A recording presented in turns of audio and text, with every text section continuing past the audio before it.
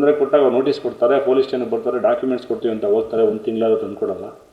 ಒಂದು 20 ದಿವಸದಿಂದ ಹಿಂದೆ ಹೋಗ್ಬಿಟ್ಟು ಸುಮಾರು ಅಲ್ಲಿ ಮುಖಂಡರು 3-4 ಜನ ಮುಖಂಡರು ಕರ್ಕೊಂಡು ಇವ್ರ ಫ್ಯಾಮಿಲಿ ಎಲ್ಲ ಒಟ್ಟು ಕುಟುಂಬ ಹೋಗಿ ದೊಡ್ಡಬಳ್ಳಾಪುರ ಶಾಸಕರಾದಂಥ ಧೀರಜ್ ಮುನ್ರಾಜು ಅವ್ರನ್ನ ಅವ್ರ ಮನೆಯಲ್ಲಿ, ಅವ್ರ ಕಚೇರಿಯಲ್ಲಿ, ಅವ್ರ ಮನೆ ಕಚೇರಿಯಲ್ಲಿ ಹೋಗಿ ಮೀಟ್ ಮಾಡ್ತಾರೆ. ಹೋಗಿ ಹೇಳ್ತಾರೆ, ಡಾಕ್ಯುಮೆಂಟ್ನ ಪರಿಶೀಲನೆ ಮಾಡಿದ್ಮೇಲೆ ಧೀರಜ್ ಮುನ್ರಾಜು ಅವ್ರು ಹೇಳ್ತಾರಂತೆ ವಿಚಾರವಾಗಿ, ಇಲ್ಲ ಅವ್ರ ಹೆಸರಲ್ಲೆಲ್ಲ ಡಾಕ್ಯುಮೆಂಟ್ ಆಗಿದೆ, ಎಲ್ಲ ಲೀಗಲ್ ಆಗಿದ್ದಾರೆ, ನಾವೇನು ಮಾಡೋಕ್ಕಾಗಲ್ಲ, ಕೋರ್ಟಲ್ಲಿ ಬಗೆಹರಿಸ್ಕೊಳ್ಳಿ ಅಂತ ಹೇಳ್ತಾರೆ.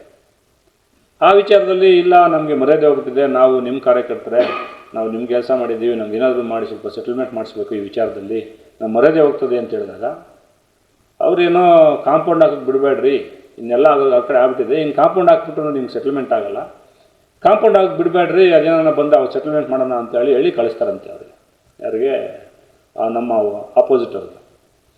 ಅದಾದಮೇಲೆ ನಾನು ಸರ್ವೆ ಮಾಡಿಸ್ತೀನಿ, ಸರ್ವೆ ಮಾಡಿ ಅಳತೆ ಮಾಡ್ತಾರೆ, ಅಳತೆ ಮಾಡಿದ್ಮೇಲೆ 3 ದಿವಸ ರಜಾ ಇರುತ್ತೆ ಅಂತ ಹೇಳ್ಬಿಟ್ಟು ನಾನು 1 ದಿವಸದಲ್ಲಿ ಕಾಂಪೌಂಡ್ ಆಗಲ್ವಲ್ಲ ಅಂತೇಳಿ ನಾನು ಕಾಂಪೌಂಡ್ ಹಾಕೋಕ್ಕೆ ಅಂತ ಹೇಳಿ ಇಲ್ಲಿ ನಮ್ಮ ಲೇಬರ್ ಕರ್ಕೊಂಡು ಹೋಗಿ ಅಲ್ಲಿ ಕೆಲಸ ಮಾಡಪ್ಪ ಅಂತ ಹೇಳ್ತೀನಿ. ಕೆಲಸ ಮಾಡ್ತಾ ಇರ್ತಾರೆ. ನಾವು ಒಂದು 10-11 ಗಂಟೆಗೆ ಅಲ್ಲಿ ಗೇಟ್ ಯಾವ ಥರ ಎಲ್ಲಿದೆಯಾ ಅಂತ ಕೇಳ್ತಾರೆ ಶಾಸಕರು. ಹಾಸ್ಪಿಟಲ್ ಇದ್ದೀನಿ ಅಂದರೆ ನಿನಗೆ ಗೊತ್ತಾಗಲ್ವಾ, ಒಬ್ಬೊಬ್ಬನೇ ಯಾಕೆ ಬರ್ತೀಯ ಅಂತ ಹೇಳ್ತಾರೆ, ಸುಮ್ಮನೆ ಆಗ್ತಾರೆ.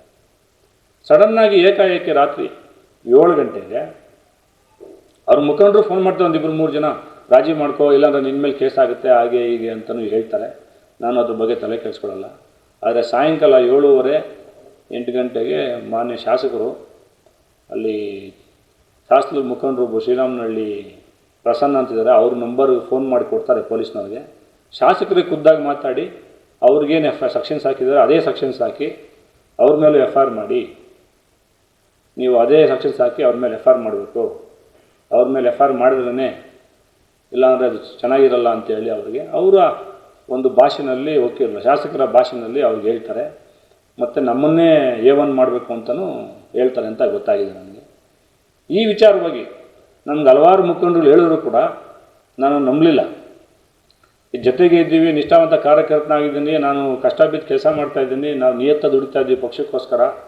ಇದು ಪಕ್ಷದ ವಿಚಾರ ಅಲ್ಲ, ಇದು BJPಗೂ ಇದಕ್ಕೆ ಸಂಬಂಧಪಟ್ಟಿದ್ದಲ್ಲ, ಇದು ವೈಯಕ್ತಿಕವಾಗಿ ವಿಚಾರ. ಈ ವಿಚಾರಕ್ಕೆ ಅವ್ರು ಬರ್ತಾರಲ್ಲ ಬರಲ್ಲ ಬಿಡು ಅಂತ ನಾನು ಸುಮ್ಮನೆ ಹಾಕ್ಕೊಂಡ್ರೆ, ನಾನು ಮಂಗಳವಾರನೋ ಇಲ್ಲ ಮಂಗಳವಾರ ನೈಟು ಒಂದು 11 ಗಂಟೆಗೆ ಅವರು ಒಂದು ವಾಟ್ಸಪ್ ಕಾಲ್ ಮಾಡ್ತೀನಿ ಶಾಸಕರಿಗೆ.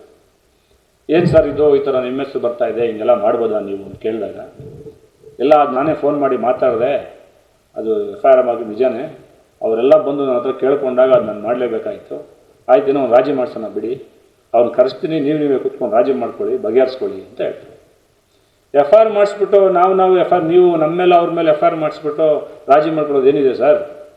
ಈ ಥರ ನೀವು ಮಾಡ್ಬೋದಾ? ಶಾಸಕರಾಗಿ ಮುಂಚೆನೇ 20 ದಿವಸದಿಂದ ಬಂದಿದ್ರಲ್ಲ, ಅವಾಗ ಕರೆಸ್ಬಿಟ್ಟು ನೀವು ನಮಗೆ ಎಲ್ಲ ಹಿಂಗಲ್ಲ ಹಿಂಗೆ ಮಾಡಿಕೊಡ್ರಿ, ಅವರೆಲ್ಲ ಡಾಕ್ಯುಮೆಂಟ್ಸ್ ಇದೆ, ಅವ್ರೇನೋ ಪ್ರೀತಿಯಿಂದ ಬೇಕಾದ್ರೆ ಕೊಡಂಗಿದೆ, ಅವ್ರು ಬಗೆಹರಿಸ್ಕೊಳ್ಳಿ ಹೇಳ್ಬೋದಾಗಿತ್ತಲ್ಲ ತಾವು, ಯಾಕೆ ಹಿಂಗೆ ಈ ಥರ ಈ ಮಟ್ಟಕ್ಕೆ ಬರೋ ಥರ ಮಾಡಿದ್ರಿ?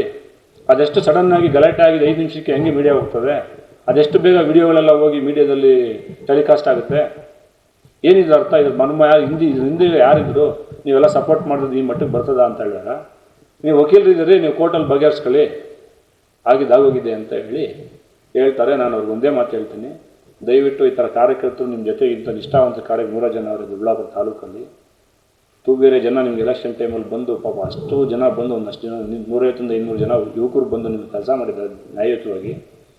ಅವ್ರಿಗೆ ಯಾರಿಗೂ ತೊಂದರೆ ಕೊಡಬೇಡಿ, ದಯವಿಟ್ಟು ಈ ಥರ ಯಾರಿಗೂ ಮಾಡಬೇಡಿ ಅಂತೇಳಿ ನಾನು ಫೋನ್ ಕಟ್ ಮಾಡಿ